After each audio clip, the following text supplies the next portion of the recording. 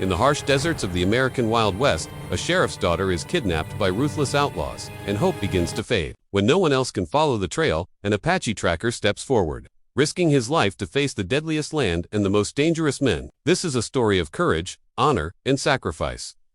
Like, share, and subscribe, and tell us where you're watching from. Now let's get started.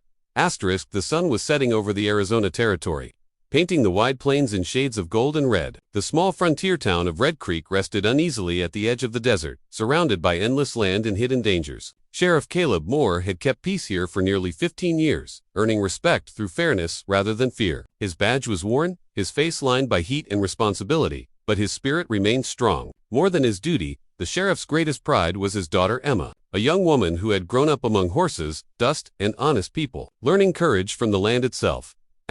Emma Moore was known throughout Red Creek as kind but unafraid. At 20 years old, she helped run the sheriff's household, delivered supplies to families beyond town, and treated everyone with equal respect. That evening, she volunteered to take food and medicine to a small church settlement several miles away. The trail was familiar, and she had ridden it many times before. With her father's cautious blessing, Emma set off alone in her wagon, unaware that danger watched from the rocks and dry ravines ahead. As dusk deepened, a gang of outlaws emerged from hiding. Led by a cruel man named Briggs Dalton, they had been watching the road for days, seeking opportunity. When Emma's wagon slowed on a narrow pass, they struck without warning. Horses screamed, gunshots echoed, and within moments Emma was dragged from the wagon and bound. The outlaws vanished into the desert night, leaving only broken wood and silence behind. Emma fought fear with every breath, but the desert swallowed her cries. When Emma failed to return by morning, Sheriff Moore knew something was wrong. He followed the trail himself and found the wrecked wagon. His heart sank as he saw the signs of struggle. The town gathered quickly, fear spreading like wildfire. Posses were formed, rifles loaded, and men rode out in every direction. Yet the desert was unforgiving. By midday, tracks disappeared into rocky ground, and the outlaws seemed to vanish as if swallowed by the earth itself.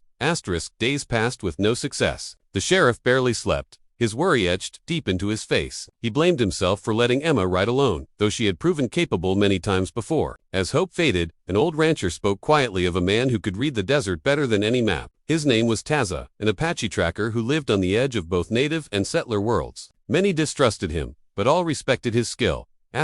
Sheriff Moore hesitated. The town had a long history of fear and misunderstanding toward the Apache people. Still, desperation overcame pride. He rode out alone to find Taza's camp near the foothills. Taza listened silently as the sheriff explained what had happened. His face revealed little, but his eyes showed understanding. He knew the land, the outlaws, and the cruelty of men who preyed on the weak. After a long pause, Taza agreed to help not for money, but because taking an innocent life's freedom dishonored the land itself.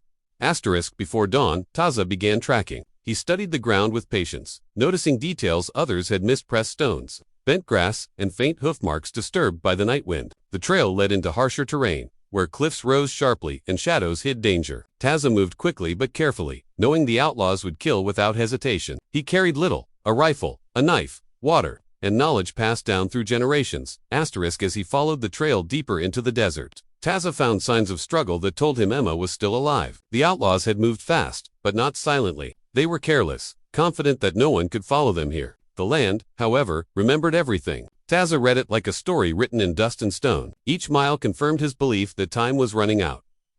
Meanwhile, Emma endured captivity with quiet strength. The outlaws mocked her courage, but she refused to show fear. She listened, observed, and waited for a chance. She remembered her father's lessons: stay alert, never surrender hope. Though exhaustion weighed heavily, Emma believed someone would come. She did not know that a lone tracker walked the same path under the burning sun, risking his life to find her. By the third day, Taza spotted smoke rising from a hidden canyon. He slowed his pace, knowing he was close. The land grew silent, as if holding its breath. He moved like a shadow, careful not to leave a trace. Every step carried danger, but turning back was not an option. The desert tested all who entered it, and Taza was ready to face whatever waited ahead. Far behind him, Sheriff Moore stood at the edge of town, staring toward the horizon. He trusted Taza with the most precious thing in his life. Though fear still haunted him, a small spark of hope returned. Somewhere beyond the red cliffs and endless sand, the search was not over. The desert had not won yet. Night settled heavily over the canyon as Taza watched the outlaw camp from high ground. A small fire flickered between jagged rocks, casting long shadows across the stone walls. He counted 6 men, all armed, careless in their confidence. Their horses were tied nearby, and supplies lay scattered, showing they believed themselves safe. Taza's eyes moved quietly until he saw Emma. She was bound but upright, her posture strong despite exhaustion. Relief passed through him like a breath of cool air. She was alive, and that was enough to move forward. Taza waited patiently, understanding that haste would mean death for both of them. The wind shifted, carrying the outlaw's laughter away from his position. He studied their movements, memorizing patterns. When the fire burned low and the men settled into restless sleep, Taza began his descent. Each step was measured, every stone tested before his weight touched it. The canyon, once an enemy, now sheltered him. Reaching the edge of the camp, Taza moved silently behind a stack of supplies. He cut the rope of the nearest horse, letting it wander off quietly into the darkness. A distraction, small but useful. Then he reached Emma. Her eyes widened in shock, then filled with hope. Without speaking, Taza cut her bonds and signaled her to stay low. Emma nodded, steadying herself despite numb limbs. Together, they began to retreat into the shadows. Their escape was almost clean. Almost.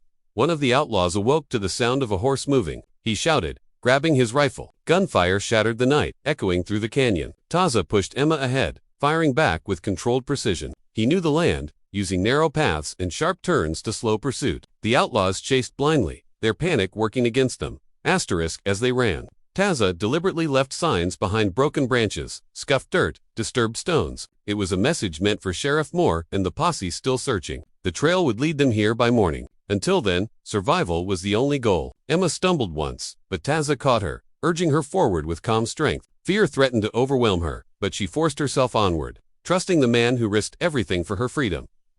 By dawn, the canyon opened into rough hills. The outlaws, exhausted and angry, split up to search. That mistake sealed their fate. Taza guided Emma into a narrow ravine where they waited, hidden and silent. Hours passed. The sun climbed higher, burning away the cold night. Emma's strength faded, but hope grew with every distant sound of movement. Near midday. The sharp crack of rifle fire echoed from the hills. Organized, disciplined. Sheriff Moore's posse had arrived. Taza marked their position with a signal fire barely visible through the rocks. When the sheriff saw Emma alive, his breath caught in his chest. Rage and relief fueled his men as they surrounded the outlaws. Trapped and outnumbered, the gang surrendered after a brief fight. Briggs Dalton was the last to drop his weapon, his defiance broken. Sheriff Moore rushed to his daughter, pulling her into his arms. For a long moment, neither spoke. Tears cut paths through dust on his face. He turned to Taza, emotion heavy in his voice. Words of thanks felt small compared to the debt owed. The Apache tracker simply nodded, already stepping back as if ready to disappear into the land again.